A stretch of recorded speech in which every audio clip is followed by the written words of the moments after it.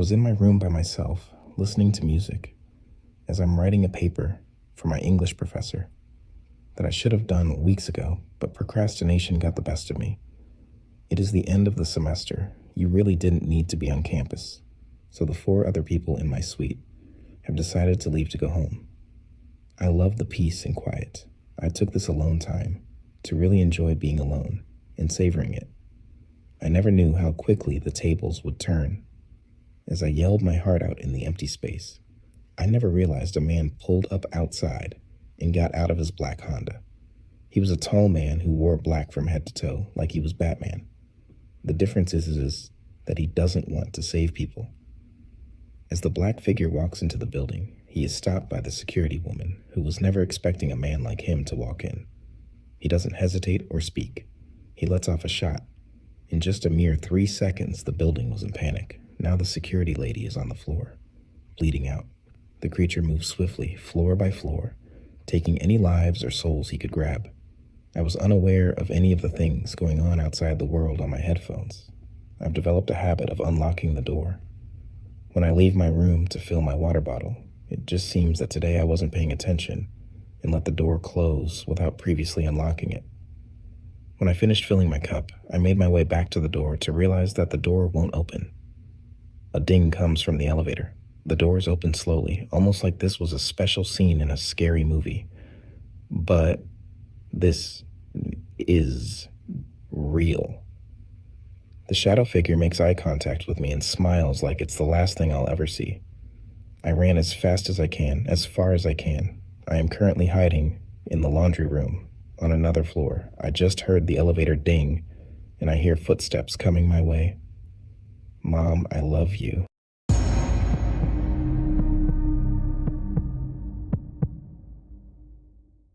I was around 19 or 20 when this happened. I'm 26 now, but that doesn't matter. When I went to college, I was assigned a dorm with 3 other guys who, for now, we'll call Jamie, Alex, and Xavier. Me, Alex, Jamie, and Xavier are still friends till now, and they do know about this since they were in the dorms longer than I was. Now, about the dorm. There was this dorm next to ours that was empty and unoccupied. We didn't know why, but I think it's clear why once you know the story. The dorm had always been empty ever since the last students graduated. Picture this, a hallway with doors. It had white floor tiles and clean white walls. The doors were white or gray, and the handles were those ball knobs. Now, me, Xavier, and Jamie were out buying clothes and things. Alex wasn't with us that time since he was in a library.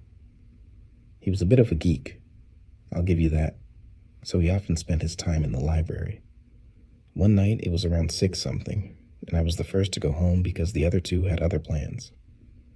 I went back to our dorm and heard faint sounds of music in the dorm next to ours. Thinking that someone had finally moved in there, I thought of nothing and entered our dorm. I sat in bed and began hanging the clothes in the closet. There was a vending machine next to the elevator, so I decided to go out to get some drinks. When I got back, I heard the bed in the other dorm creaking and some sounds of chains rattling. I got concerned and decided to check on the person. When I knocked, asking if they were okay, but there was no answer. I was still concerned, but I went back into our dorm anyways. A few minutes later, I hear the same thing again. The bed creaking, chains rattling, faint music, and the toilet flushing over and over again. I got annoyed and banged on the dorm door, telling them to keep it down, because I couldn't focus on what I was studying. Friendly reminder that the 3 still didn't come back. So that's that. The noises didn't stop, so I decided to go to our principal's office to complain, but when I did, all he said was, "No one moved in that room yet." That simple sentence sent chills down my spine, and I realized that if no one was there, then why was there noise? Then I asked why, and he told me to sit down. He told me to listen to him. Then he told me how the school was built on top of a hospital, and it was a hospital where many had died. He told me how the hospital burnt down and got renovated into a high school, then a college building. He even told me that in the empty dorm, next to our dorm, was where most of the patients had died. I stiffened and turned pale. My heart was palpitating. Lots of emotions went through my head. confusion, anger, and most importantly, fear. I didn't know what to feel that time. I did tell Alex, Jamie, and Xavier when they got back, and we moved dorms. I hated that place since, but continued my studies there anyways. I still remember those events very clearly up until now.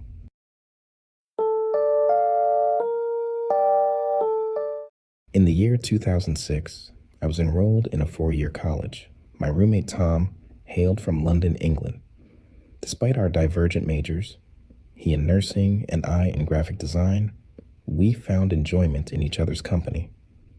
We often indulged in games of Super Smash Bros. Melee and indulged in the thrill of horror films post our study sessions.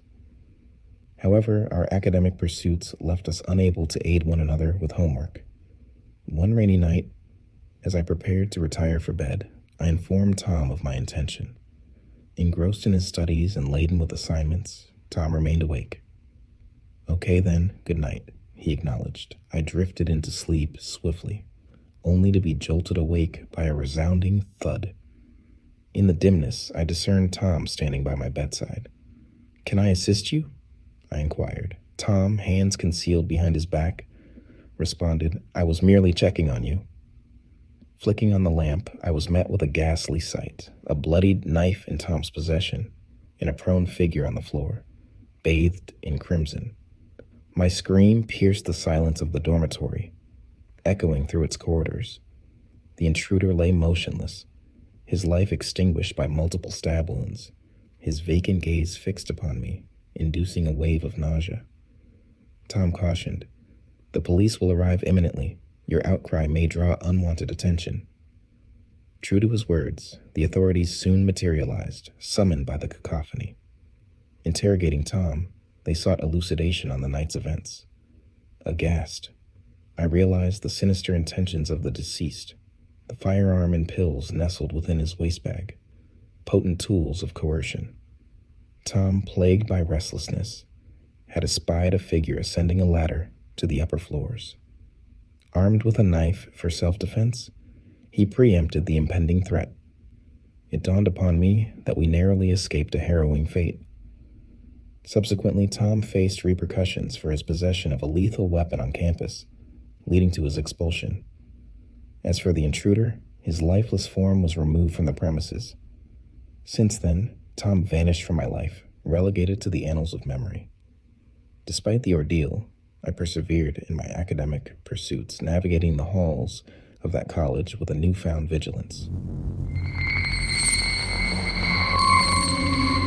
I'm a first-year student at a university in Arizona, living in a historic dorm built in the 1920s. The dorm is shaped like a U with resident rooms on the sides, and the lobby, restrooms, etc. on the bottom side. Our dorm is 3 stories plus a basement lacking an elevator, and our common area is in the basement.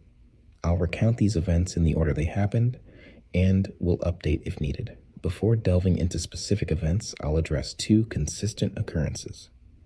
All of us, around 25 residents, see shadow figures and experience dreadful feelings when walking alone in the building after 1 a.m.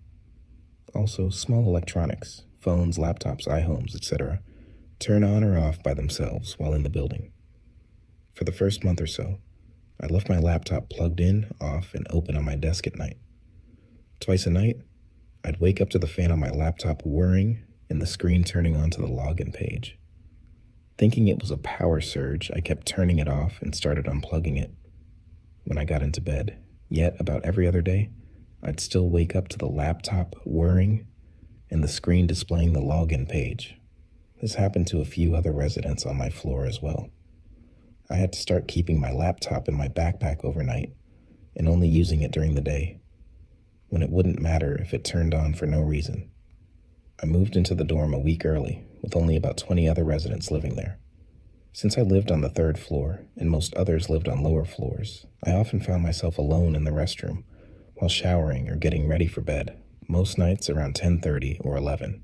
As soon as I turned on the water for the shower, I'd hear tapping up and down the ceramic counter. The tapping would continue well into my shower and stopped about 5 minutes before I finished. This mostly stopped after other residents moved in. except when I showered really late at night, 2 or 3 a.m. Then sometimes I'd still hear the tapping.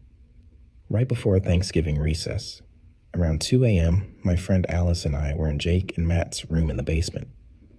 Jake and Matt live across from the resident assistant Stuart. That night, Matt, being sheltered and innocent, asked us what lube was. Before I could answer, Jake told him to ask Stuart across the hall. Alice and I, fearing getting written up, hid in Matt's closet. We heard Matt knocking and getting yelled at by the RA for waking him up. Shortly after Matt returned, Alice and I decided to leave.